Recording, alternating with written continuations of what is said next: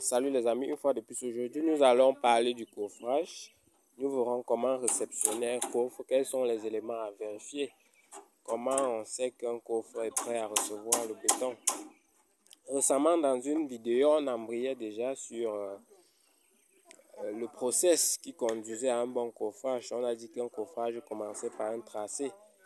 Cependant, ce tracé peut être défini par un certain nombre d'éléments déjà existants ou déjà coffrés tels que les poteaux. Donc, dans le cas du coffrage de notre longrine que vous avez ici, vous avez les poteaux qui définissent déjà à peu près où doivent passer les niveaux de fond de coffrage de ces longrines-là.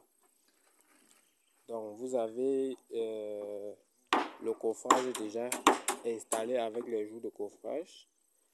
Ce qu'on vérifie, c'est quoi déjà quand on parle de coffrage?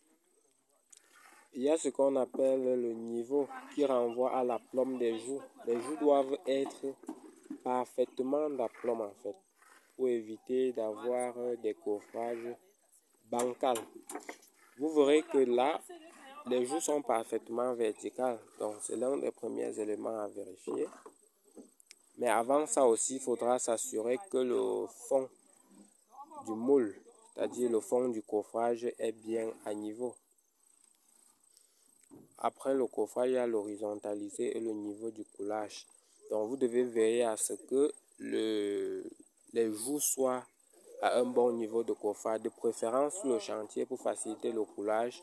Ce niveau est calé au niveau supérieur de la planche. Ça permet aux manœuvres de pouvoir couler facilement. Vous voyez. Donc, si les joues débordent comme ici, on sera obligé parfois de couler avec la ficelle, ce qui n'est pas très pratique pour certains ouvriers. Et ils peuvent couler au-delà de la hauteur souhaitée.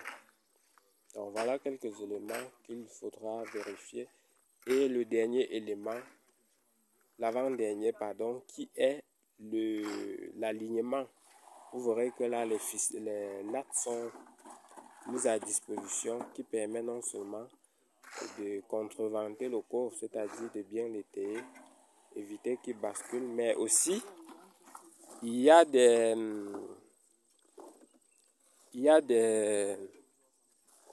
raidisseurs, vous voyez, des cales autobloquants qui permettent de maintenir la section du coffrage uniforme. Donc l'alignement d'un coffrage est indispensable. Avant cela, il faudra donc tendre la ficelle sur la chaise d'implantation afin de se rassurer que le coffre est parfaitement à son bon emplacement. Donc voilà quelques détails que si vous respectez, vous aurez un très bon coffrage.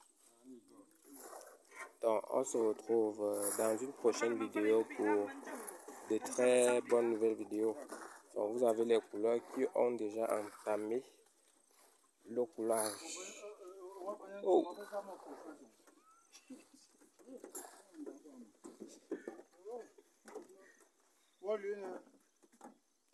Anani, alors il faut pousser, tu vois que ça dort sur le coffre, non?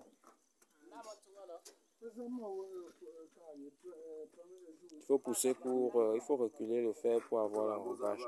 Normalement, les câbles à béton doivent être fabriqués. Mais bon, compte tenu de certaines contraintes pratiques qu'on a sur le terrain, on n'est pas toujours obligé de les fabriquer. Toutefois, c'est nécessaire. Il serait préférable pour vous de faire des câbles à béton que vous allez pour. Donc, il faudra soulever à chaque fois pour maintenir l'enrobage et reculer. Alors, quand je vois là le fer d'or déjà sur le coffre, ce qui ne sera pas bon.